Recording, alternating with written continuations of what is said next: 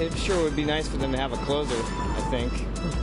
Somebody that can go in and put the lights out every night. Yeah, I think they're good the way they are, actually.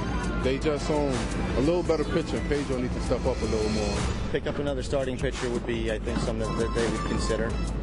Maybe another reliever. Actually, the relievers are doing pretty good right now. But, with Pedro hurt, I think they need another starting pitcher. Actually, no. I think they had a lot of team chemistry right now.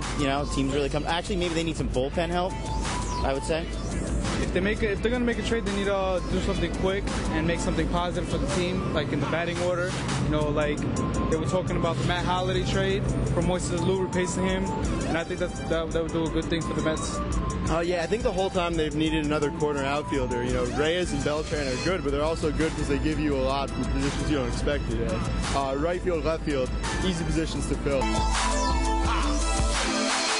Second half is upon us. Mets carrying some momentum into the second half. A 9-game winning streak. We're at the break. They'll start up again in Cincinnati here in the second half. Adam Rubin is with us. He's going to give us, for our daily list, 5 players that may or may not be in a Mets uniform in the second half. What do you think, Adam? Well, number 5, we have Xavier Nady, and I think that's more of a pipe dream than anything else, to be honest. Right, yeah, and the bottom line is if Ryan Church comes back on Tuesday, and it really is just migraines and not a concussion, Fernando Tatis and Andy Chavez could fill the other corner outfield spot, and you don't have to give up a lot to get something, which might be just an incrementally better solution at this point. And then it brings us to number 4 is Angel Pagan, who is going to play for Brooklyn tonight. He's supposed to play for Binghamton tomorrow. Now, the issue with him, he's a switch hitter. Just saw him hitting lefty there. He can't hit, there's the righty. That's the side he hasn't been able to hit from because of that labrum that he hurt 2 months ago or 3 months ago now at Dodger Stadium.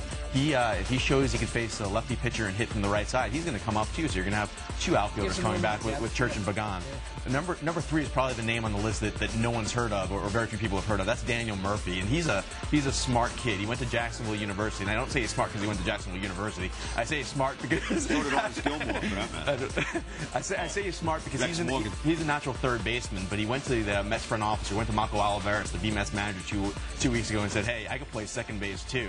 And for the last 2 weeks, he's been playing second base. And if you know what's going on with Luis Castillo, and you know what's going on with Damon Easley's quadricep, even though Damon Easley's been fabulous so far, don't rule out Daniel Murphy. He's probably the best pure hitter, other than maybe Fernando Martinez, in the organization. He's got to be better than Castillo, so by accident.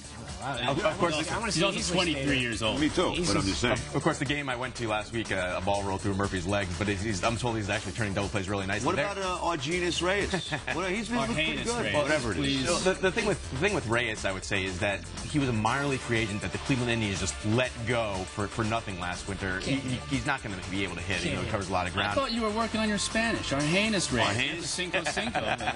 What do you? We just saw the video there. Fainting, by the way. Number 2, yeah. Fernando Martinez was number 2 on that list, and Tony Bernard was point blank with me a week ago and told me, he's the Mets director of player development, that he would have been up already had he not missed 5 weeks already this year with a hamstring injury.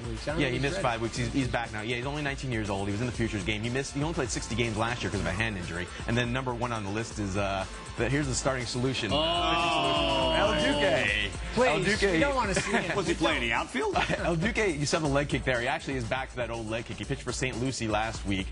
Actually hit like 86 miles an hour. He's going to pitch for Binghamton Double-A tomorrow. We'll see what kind of success he has there. He was just pitching an A-ball last time. And if Pedro Martinez can't start Sunday or Tuesday, right now he's still penciled in, but he has that groin issue. Maybe it's El Duque on Tuesday against the Phillies. Maybe it is. And if that's the case, then on Wednesday will be the next time we talk about El Duque on the show. All right, for more on the Mets plan to the trade deadline, check out Ted Berg's column at SNY.TV. Thanks, Adam, for that list. It was outstanding.